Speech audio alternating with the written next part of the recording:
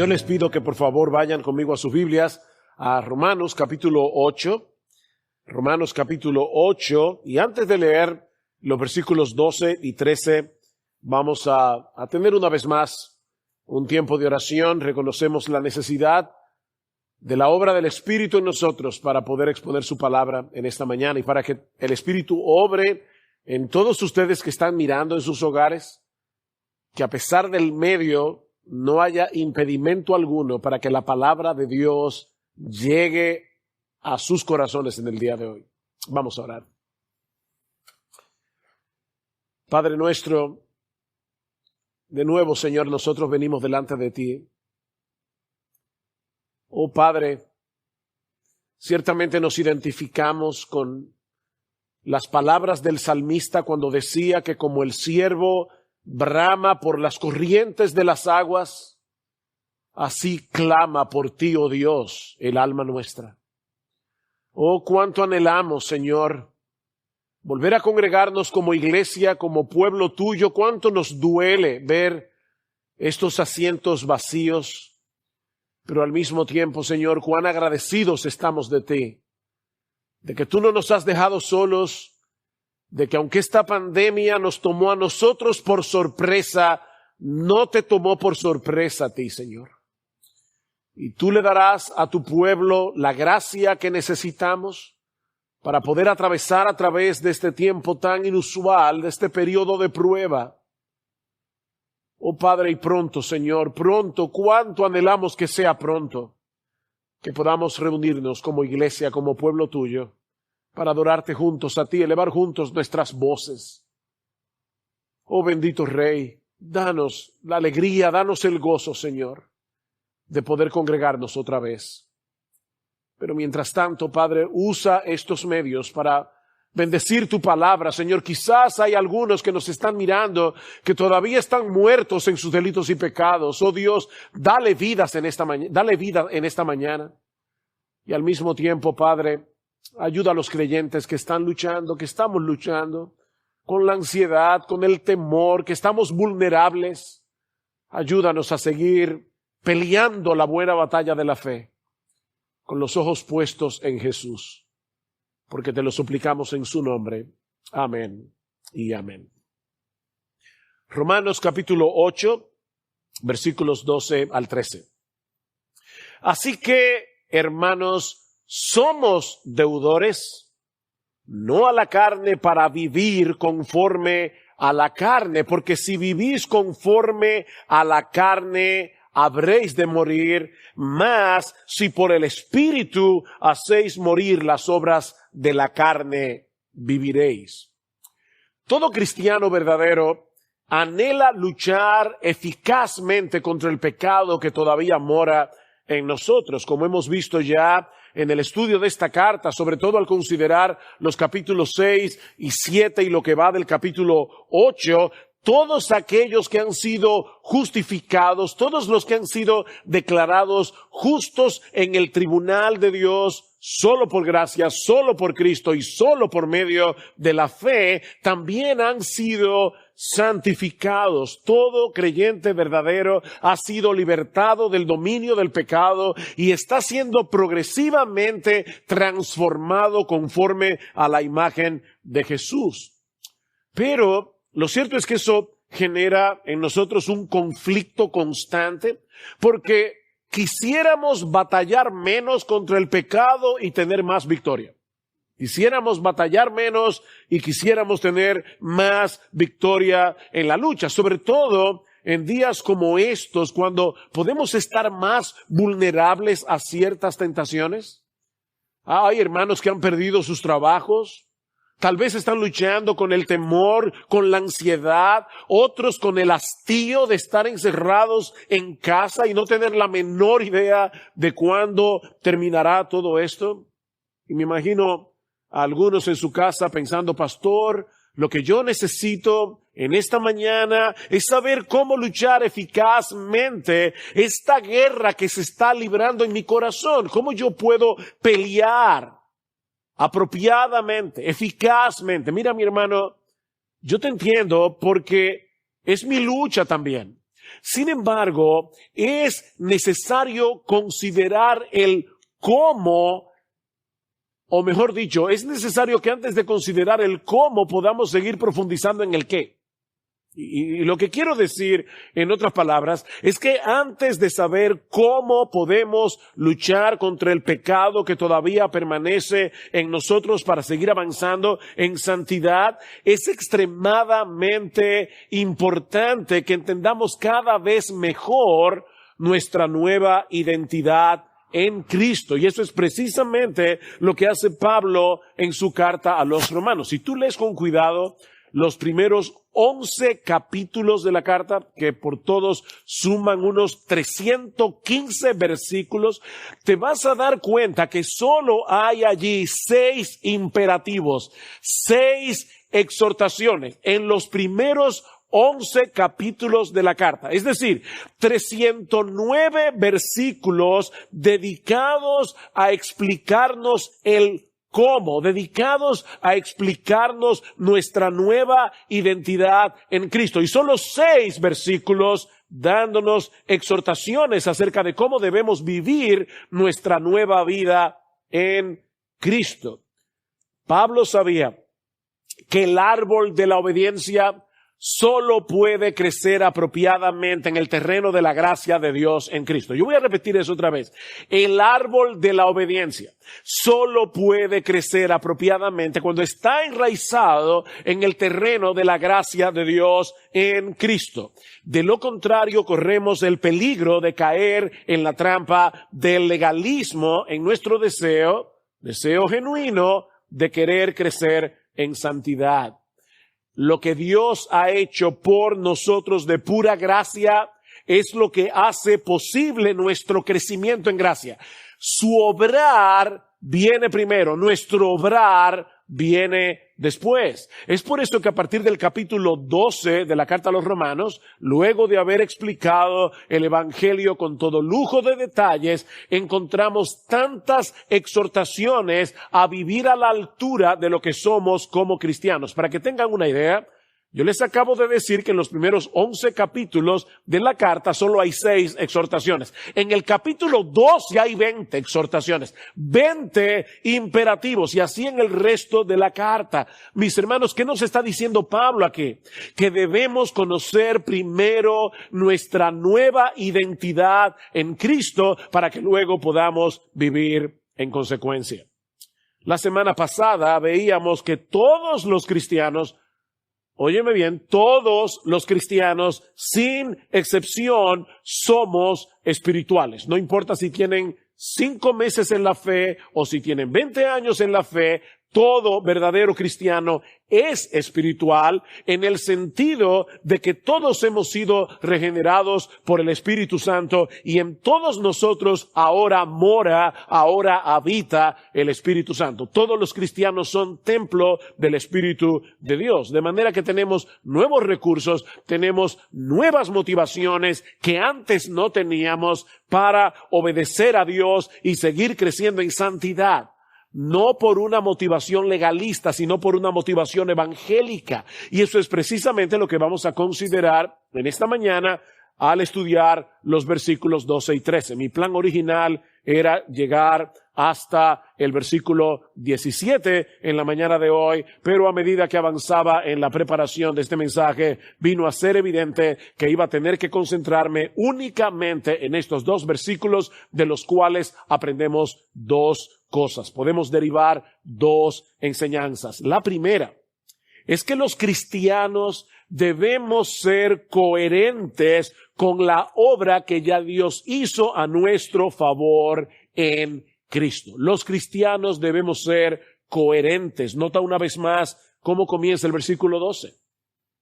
Así que, hermanos, somos deudores, no a la carne para vivir conforme a la carne, porque si vivís conforme a la carne, habréis de morir. Aunque en este texto no hay una exhortación explícita, lo que Pablo nos está diciendo aquí es que debemos ser coherentes con la obra que ya Dios hizo a nuestro favor si somos cristianos, a través de la persona y la obra de Cristo. De ahí el así que con que Pablo introduce esta declaración. Y es como si Pablo nos estuviera diciendo, ya que no hay ninguna condenación para aquellos que están en Cristo Jesús, ya que el Espíritu Santo nos libertó de la esclavitud del pecado, ya que Él habita en nosotros para hacer posible nuestra obediencia a Dios, ya que ahora disfrutamos de la vida y de la paz de Dios, y ya que al final de los tiempos el Dios Trino resucitará nuestros cuerpos mortales para vivir eternamente en cuerpo y alma en la presencia de Dios. Por todo eso, ustedes no tienen deuda alguna con el pecado para vivir como antes vivían cuando estaban en la carne. Nuestra obligación no es con no es con la carne, es con el Espíritu. Esa es básicamente la idea. Así que ustedes no tienen una deuda con la carne, ustedes tienen una obligación con el Espíritu. Y no olviden que Pablo se refiere a la carne aquí, no a la piel que recubre nuestros huesos y nuestros músculos. Pablo está hablando aquí de ese principio pecaminoso que domina a los incrédulos y que aún reside en el cristiano como un enemigo permanente que pone resistencia a nuestra obediencia a Dios.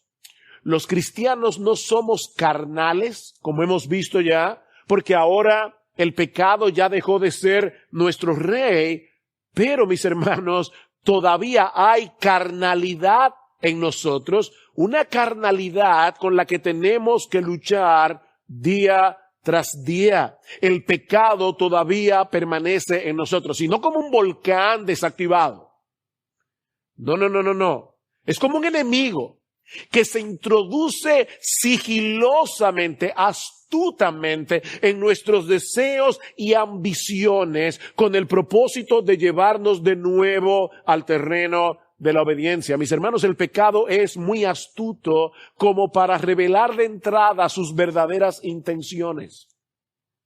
Él no nos hace ver que su meta es destruirnos, apartándonos de Dios, que es la fuente de todo bien y de toda bendición. No, el pecado se presenta como alguien que quiere ayudarnos a tener una vida más divertida, una vida más emocionante. Alguien me recomendó recientemente un libro escrito por Jared Wilson con un título sumamente sugestivo. Se titula El Evangelio según Satanás. 8 mentiras acerca de Dios que suenan como si fuera la verdad. Ese es el evangelio de Satanás.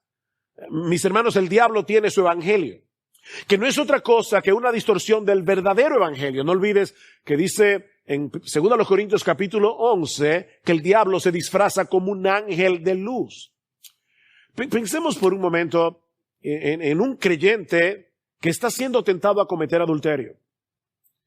Si pudiéramos hacer una lista de los beneficios de engañar a nuestras esposas, según la lógica del diablo, los beneficios del evangelio diabólico. Recuerden que la palabra evangelio es una buena noticia. Bueno, ¿cuál es la buena noticia? La buena noticia, entre comillas, que el diablo le presenta a un creyente para cometer adulterio, según la lógica retorcida de Satanás.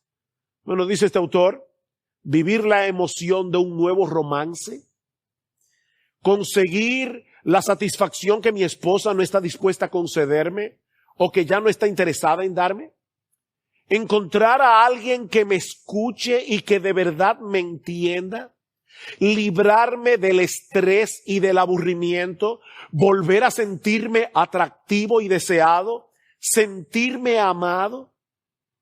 Tal vez esta persona no se arroje de inmediato en los brazos de otra mujer, pero comienza a considerar la posibilidad de un romance, comienza a disfrutar el flirteo. Todavía él no se cree capaz de desobedecer a Dios, él no se cree capaz de romper sus votos matrimoniales, pero poco a poco se va enredando en esta relación hasta que un día se encuentra ya inmerso en una relación adúltera. Y mis hermanos, ningún cristiano es inmune de caer en este pecado o en cualquier otro. Mira el ejemplo de David. A menos que se aplique cada día la lógica del evangelio para contrarrestar la irracionalidad retorcida del pecado, que muchas veces nos parece más lógica que la lógica de Dios. Y eso es precisamente lo que Pablo nos está llevando a hacer en este pasaje. Él nos está ayudando a pensar correctamente, haciéndonos ver que nosotros somos deudores, pero no a la carne, para vivir conforme a la carne. No tenemos ninguna deuda con el pecado que todavía mora en nosotros. No tenemos una sola razón para hacerle caso. Mi hermano, recuerda lo que el pecado produjo en ti cuando todavía estabas bajo su control y cómo te hubiera destruido si Dios no hubiera intervenido rescatándote de esa esclavitud. Alguien ha dicho que el pecado está tratando de destruirte desde el día que naciste. El pecado está tratando de destruirte desde el día que naciste. La pregunta es, ¿por qué te vas a unir con las fuerzas del enemigo y pagarle para tu propia destrucción? Eso es lo que Pablo está diciendo. ¿Cómo le vas a pagar al pecado para que siga armándose contra ti y destruirte, cediéndote a los impulsos pecaminosos de tu carne? Si alguna deuda de gratitud tenemos es con el Dios Trino, que nos atrajo con cuerdas de amor a la cruz del Calvario. Ese Dios que nos unió en Cristo para que su justicia fuera su justicia. Ese Dios que envió la morada del Espíritu, nos hizo morada del Espíritu para que el pecado no pueda dominarnos a su antojo nunca más. Eso es básicamente lo que Pablo está diciendo. Aquí es el mismo razonamiento que encontramos en el capítulo 6 de Romanos, que estudiamos hace varias semanas atrás. Pablo les dice a los romanos, ¿recuerdan cuando ustedes eran esclavos del pecado? ¿Ustedes recuerdan eso?, pregunta Pablo. ¿Qué fruto teníais de aquellas cosas de las cuales ahora os avergonzáis? Porque el fin de ellas es muerte, dice Pablo, mas ahora que habéis sido libertados del pecado, ya fuisteis libertados del pecado y hechos siervos de Dios. Escuchen bien, tenéis por vuestro fruto la santificación y como fin la vida eterna. ¿Cuál es la meta del pecado? Destruirte. ¿Cuál es la meta de Dios? Darte vida. Porque la paga del pecado es muerte, dice Pablo, mas la dádiva de Dios es vida eterna en Cristo Jesús, Señor nuestro. Debemos ser coherentes con la obra que ya Dios hizo a nuestro favor, si somos cristianos, a través de la persona y de la obra de nuestro bendito Señor y Salvador Jesucristo. En vez de darnos el miserable salario que merecíamos por nuestros pecados, el Señor nos regaló, es una dádiva de Dios, la vida eterna a través de la muerte de su Hijo. Consecuentemente, dice Pablo, ahora tenemos como fruto la santificación y como fin la vida eterna. Esa es la lógica del Evangelio. Y eso nos lleva a nuestro segundo encabezado.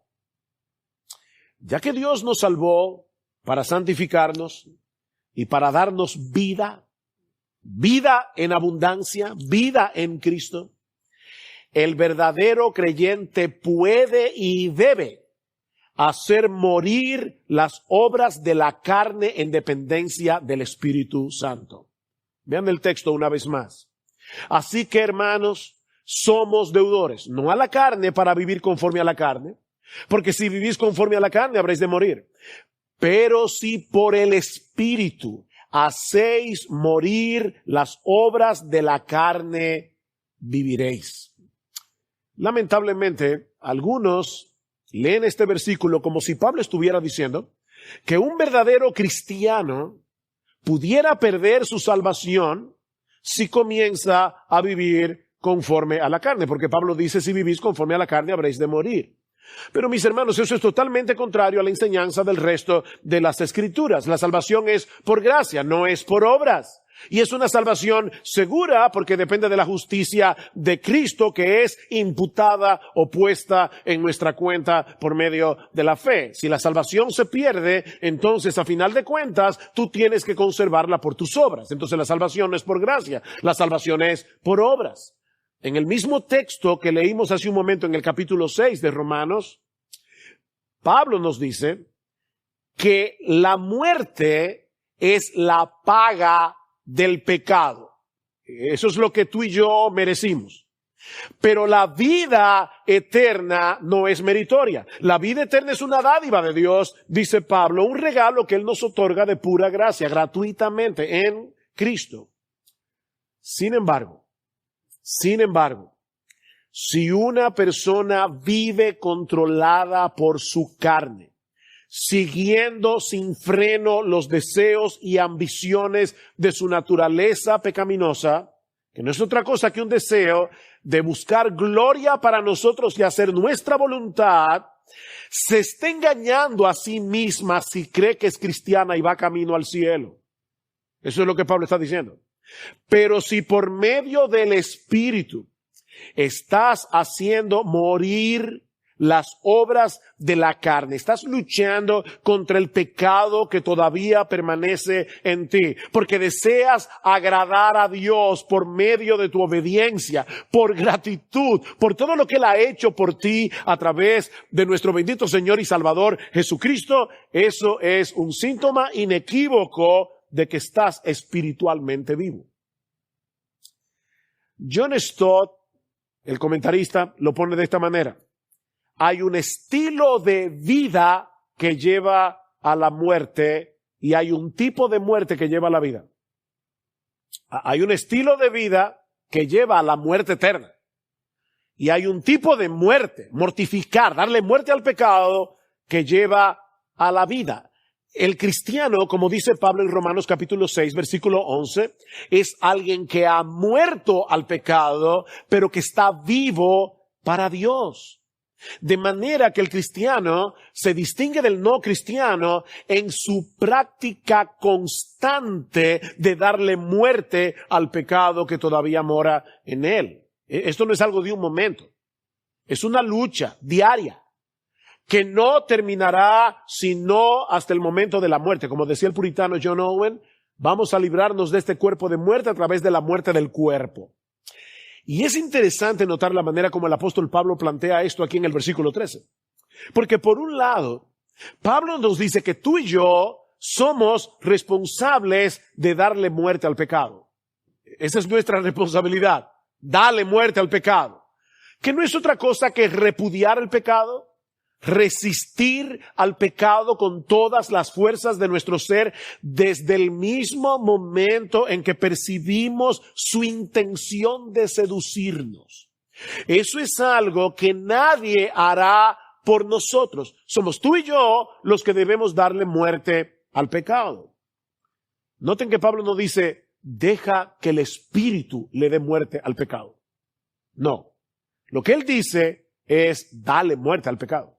Nosotros somos responsables de hacer eso. Tú y yo somos los verdugos que debemos llevar al pecado, al pabellón de fusilamiento. Eso debemos hacerlo tú y yo. Escucha la advertencia de Jesús en Mateo capítulo 5. Si tu ojo derecho te es ocasión de caer, sácatelo. No espera que te lo saquen. Sácatelo y échalo de ti. Pues mejor te es que se pierda uno de tus miembros y no que todo tu cuerpo sea echado en el infierno. ¿Ven la conexión? Si vivís conforme al pecado, moriréis. Eso es exactamente lo que Jesús está diciendo aquí.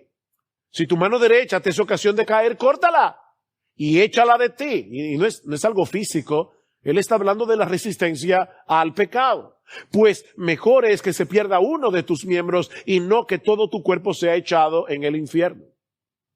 Pablo dice en Colosenses capítulo 3, versículo 5, después de haber dicho que nosotros hemos muerto y que nuestra vida está escondida con Cristo en Dios, dice, haced pues morir. ¿Quién? Tú y yo. Haced morir lo terrenal en vosotros, fornicación, impureza, pasiones desordenadas, malos deseos y avaricia que es idolatría. Pablo va a decir más adelante en el capítulo 13 de Romanos, el texto que llevó a Agustín de Hipona a la conversión, que debemos vestirnos del Señor Jesucristo y no satisfacer los deseos de la carne.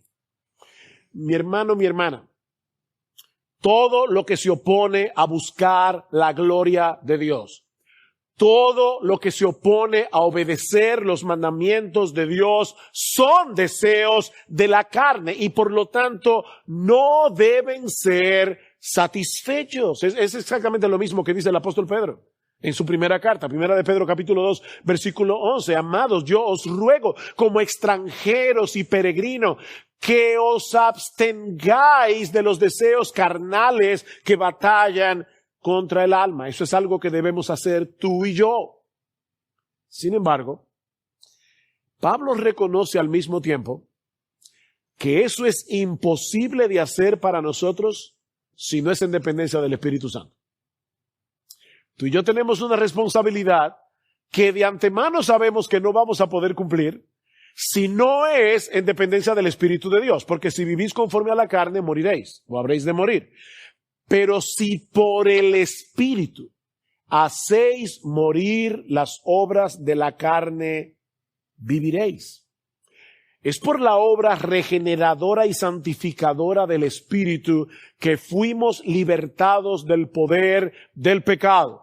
Y es por la obra del Espíritu en nosotros que podemos darle muerte. Otra vez cito aquí John Stott. Solo el Espíritu Santo puede proporcionar el deseo, la determinación y la disciplina necesaria para rechazar el pecado. Solo el Espíritu Santo puede darnos el deseo, la determinación y la disciplina para rechazar el pecado. Ahora bien, ¿cómo funciona esto en la práctica? En otras palabras, ¿cómo puede el creyente ser responsable en darle muerte al pecado, pero en el poder del Espíritu Santo? ¿Cómo funciona eso? Esa sinergia entre mi responsabilidad y el Espíritu. ¿Qué aparece en casi toda la Biblia? Ocupaos en vuestra salvación con temor y temblor, porque Dios es el que en vosotros produce así el querer como el hacer por su buena voluntad. ¿Quién es el que se ocupa en su salvación? Tú y yo. ¿Por qué podemos hacerlo? Porque Dios produce el querer como el hacer por su buena voluntad. Bueno, ¿cómo funciona esto? Bueno, en primer lugar, reconociendo ambas realidades en nuestras vidas si somos cristianos, la presencia del pecado y la presencia del Espíritu. Reconoce eso, ambas realidades. La razón por la que Pablo nos exhorta a hacer morir las obras de la carne es porque él reconoce la realidad de la presencia del pecado en nuestra vida. Mi hermano, nunca, y perdona que lo repito otra vez, nunca llegará el momento en tu vida cristiana en que puedas bajar la guardia en esta guerra. Nunca vas a llegar a tal grado de madurez en tu vida cristiana que el pecado ya no va a ser un problema para ti.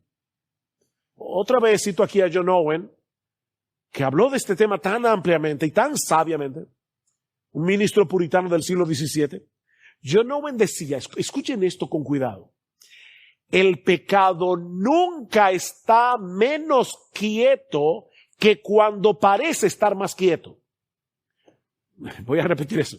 El pecado nunca está menos quieto que cuando parece estar más quieto. Y sus aguas son más profundas cuando parecen más mansas. Lo que él está tratando de advertir es que el creyente que se siente satisfecho con su vida espiritual, que no está percibiendo la guerra del pecado contra él, está en peligro. Está en peligro. No está consciente de la maldad que hay en su propio corazón.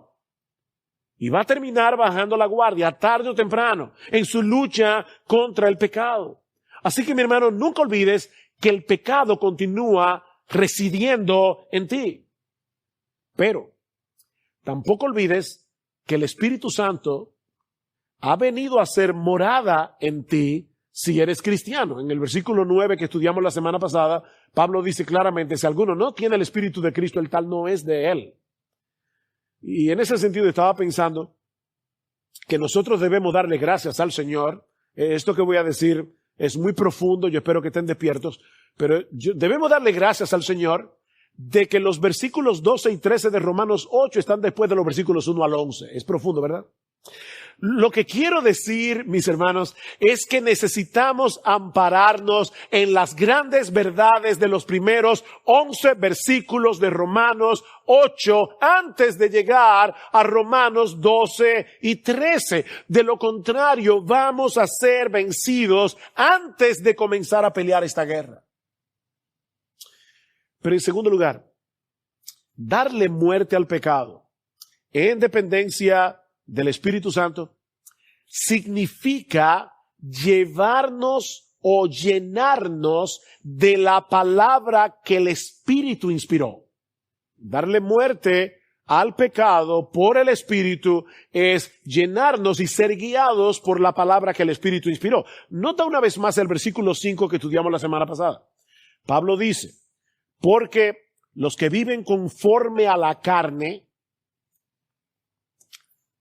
ponen la mente en las cosas de la carne, pero los que viven conforme al Espíritu, debemos suplir ahí, ponen la mente, fijan su mente en las cosas del Espíritu. La pregunta es, ¿y qué son esas cosas del Espíritu a las que Pablo se refiere aquí?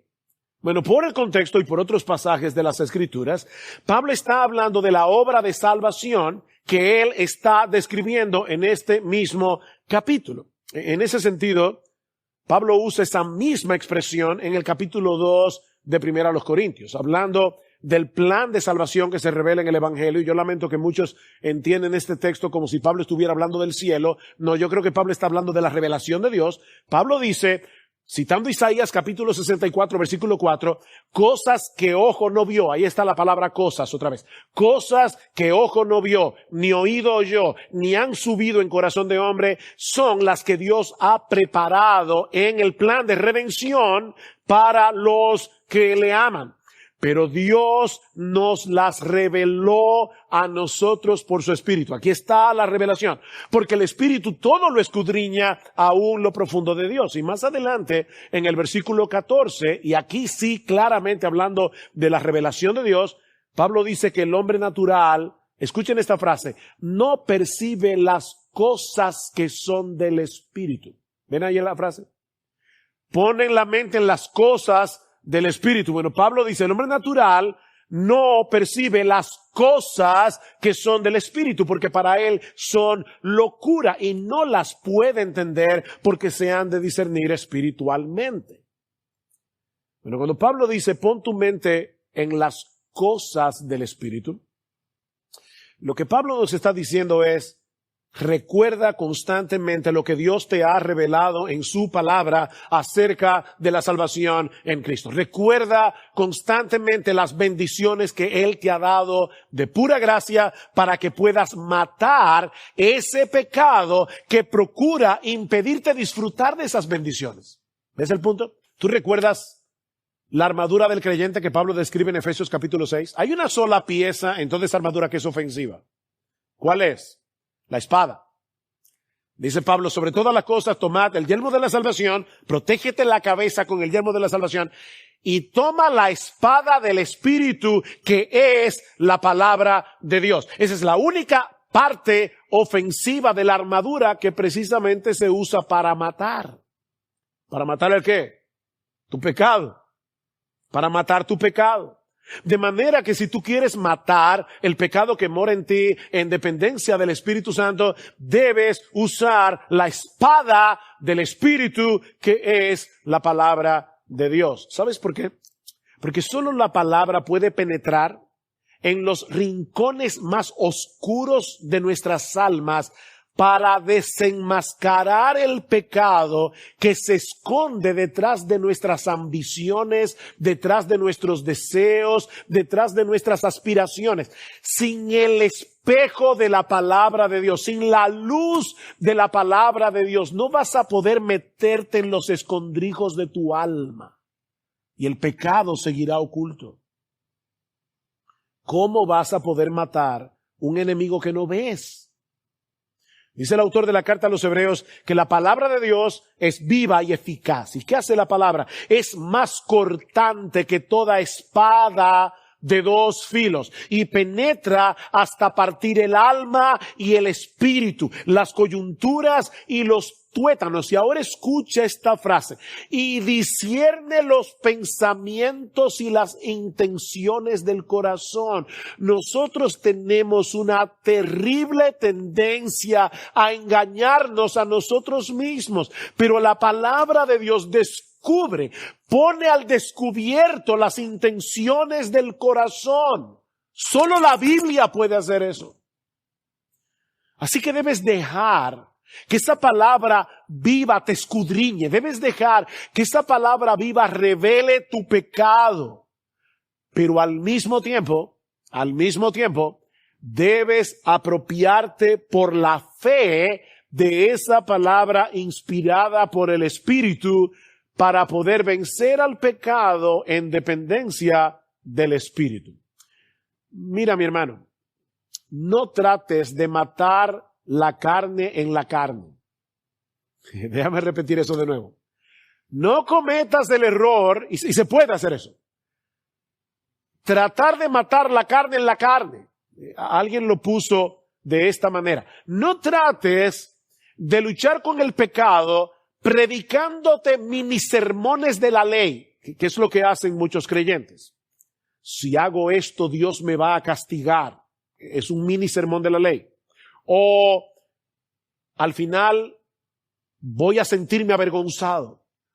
O eso va contra mis principios cristianos. O no voy a soportarme después verme al espejo. Mini sermones de la ley. Mis hermanos, ese era el problema de los Gálatas.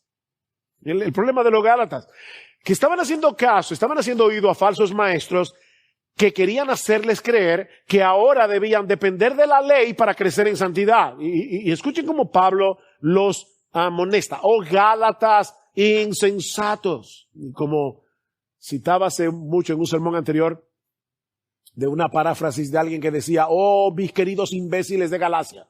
Básicamente lo que Pablo está diciendo. ¿Quién os fascinó? Y la palabra ahí es embrujar. ¿Quién os embrujó para no obedecer a la verdad? A vosotros, ante cuyos ojos Jesucristo ya fue presentado claramente entre vosotros como crucificado. ¿Ven el Evangelio? ¿Ven el Evangelio otra vez? Que nos fue revelado por medio de los apóstoles en la Biblia. Esto solo quiero saber de vosotros. ¿Recibisteis el Espíritu por las obras de la ley o por el oír con fe? Tan necios sois que habiendo comenzado por el Espíritu, ahora vais a acabar por la carne. ¿Y qué significa eso? Bueno, acabar por la carne en este contexto es volver a depender de la ley para ser santificado. Todo aquel que pretende alcanzar el favor de Dios a través de su propio esfuerzo por obedecer la ley se está conduciendo según la carne. Eso es lo que Pablo está diciendo aquí. Y ahora escuchen el versículo 5. ¿Tantas cosas habéis padecido en vano, si es que realmente fue en vano? Aquel pues que os suministra, noten que no dice suministró, es presente.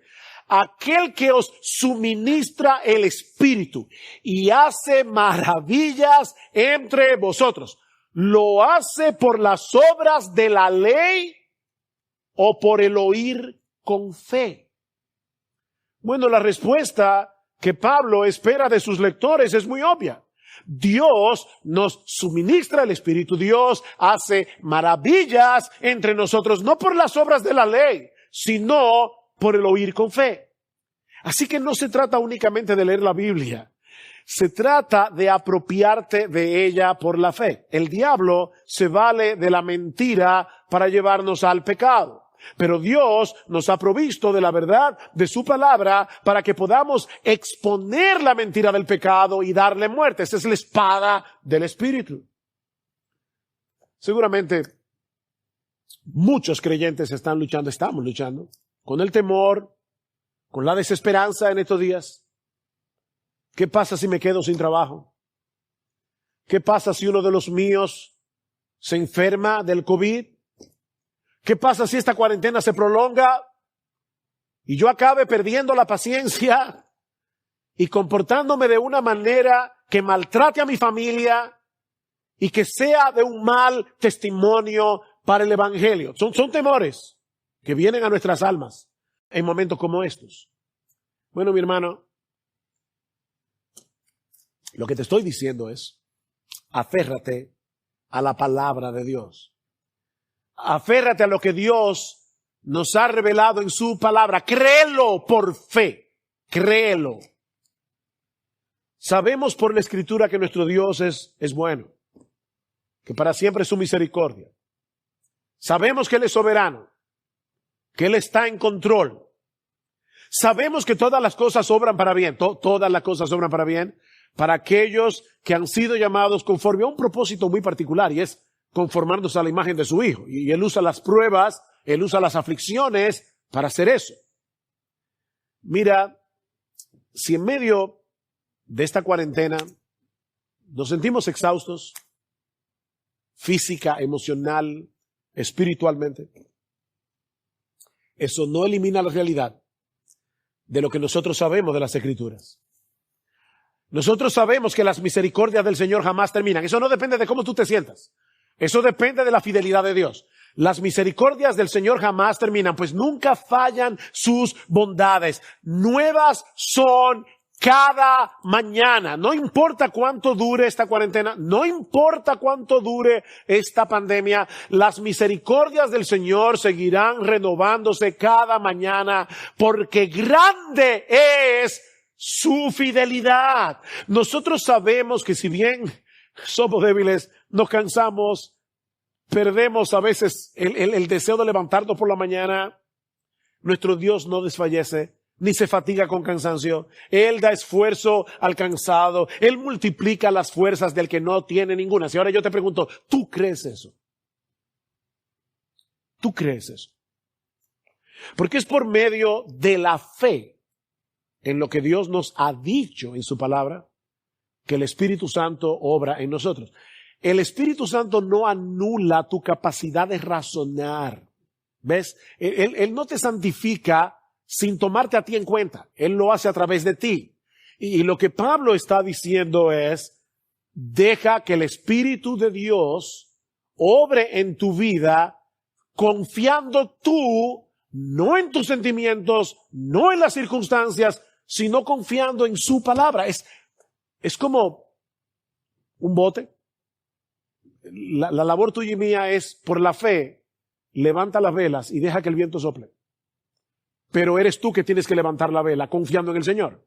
Eres tú que tienes que traer a tu mente las promesas de Dios. Eres tú quien tienes que predicarte mini sermones, pero no de la ley, sino del Evangelio. Predícate mini sermones de la palabra de Dios. Tal vez estás luchando contra un pecado que te parece tan atractivo que tu lucha se ha vuelto agónica y has perdido toda esperanza de tener victoria. Yo sé que yo me entregué. Yo no puedo con ese pecado. Óyeme, yo no estoy hablando aquí de ser tentado, yo estoy hablando de caer. Porque tentados vamos a ser hasta que nos muramos. Hay pecados que desaparecen de nuestras vidas en el momento de la conversión. Hay pecados con los que vamos a luchar hasta el día que cerremos nuestros ojos en esta tierra. Bueno, ¿tú has perdido toda esperanza en vencer ese pecado?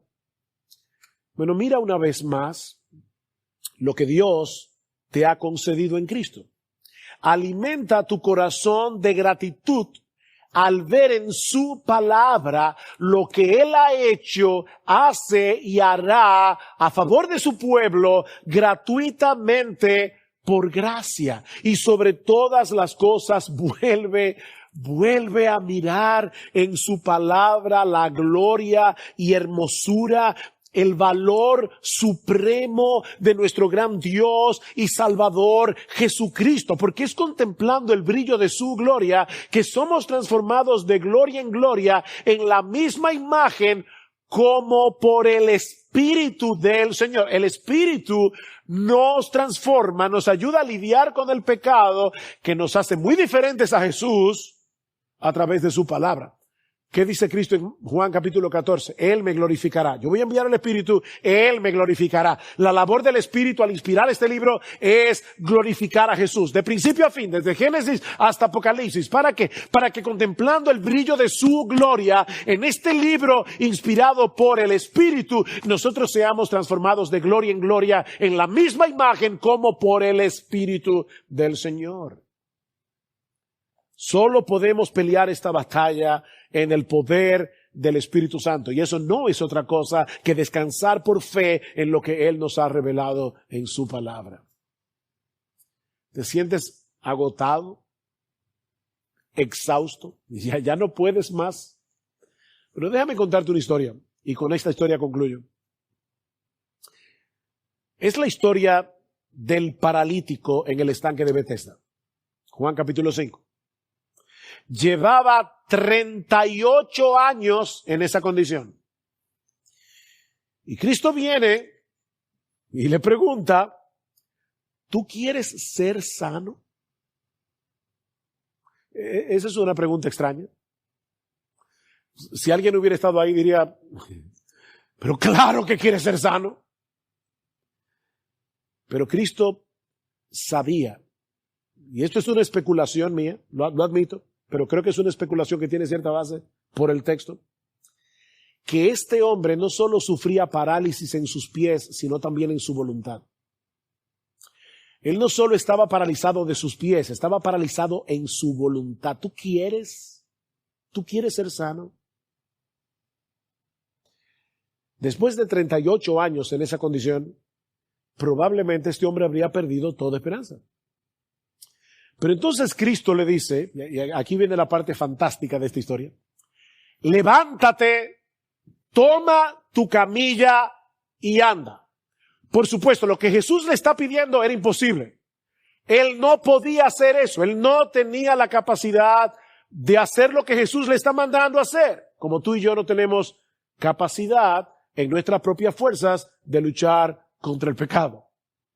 Pero aún así, él decidió levantarse confiando en las palabras de Jesús. ¿Y sabes qué pasó? Quedó completamente sano de su parálisis. Mi hermano, ¿tú quieres matar el pecado que mora en ti? ¿Tú quieres matar el pecado? Porque de no ser así, tú no eres cristiano y vas camino al infierno. Eso es lo que Pablo dice aquí. Si vivís conforme a la carne, habréis de morir. Y está hablando de la muerte eterna en el infierno. Si tú no quieres matar el pecado, si tú quieres seguir regodeándote en tu pecado, si tú amas tu pecado más de lo que amas a Dios, no te engañes a ti mismo, tú no eres cristiano. Tú no eres cristiano. Tú necesitas venir a Cristo en arrepentimiento y fe, confiando únicamente en Él, confiando únicamente en su obra de redención para el perdón de sus pecados y para obtener de pura gracia el don de la vida eterna en Cristo. Pero si tú eres cristiano, si en el fondo de tu corazón tú anhelas agradar a Dios, es una guerra, es una lucha, tú anhelas agradar a Dios por medio de tu obediencia, movido por la gratitud de su obra en Cristo, mi hermano, levántate en el poder del Espíritu Santo, confiando en su palabra, y dale muerte al pecado que mora en ti. Resista al pecado que mora en ti. Y cuando seas vencido por alguna tentación, porque vas a ser vencido, vuelve al trono de la gracia y arrepiéntete de haber ofendido a tu Señor. No es que perdiste la salvación y ahora la estás ganando de nuevo. No, tú eres el hijo que ha ofendido a su padre y vienes a Él a renovar tu relación de amor con Él, vuelve al trono de la gracia, arrepiéntete de haber ofendido a tu Señor, confiando en que si confesamos nuestros pecados, Él es fiel y justo para perdonar nuestros pecados y limpiarnos de toda maldad. Y vuelve al campo de batalla para seguir peleando, sabiendo que estamos del lado del vencedor y que algún día esta guerra terminará para siempre cuando estemos en la bendita presencia de nuestro Dios, contemplando y deleitándonos en su gloria por los siglos de los siglos. Toma de nuevo la espada del Espíritu, que es la palabra de Dios. Vuelve al campo de batalla y sigue peleando. Sigue peleando. Día tras día.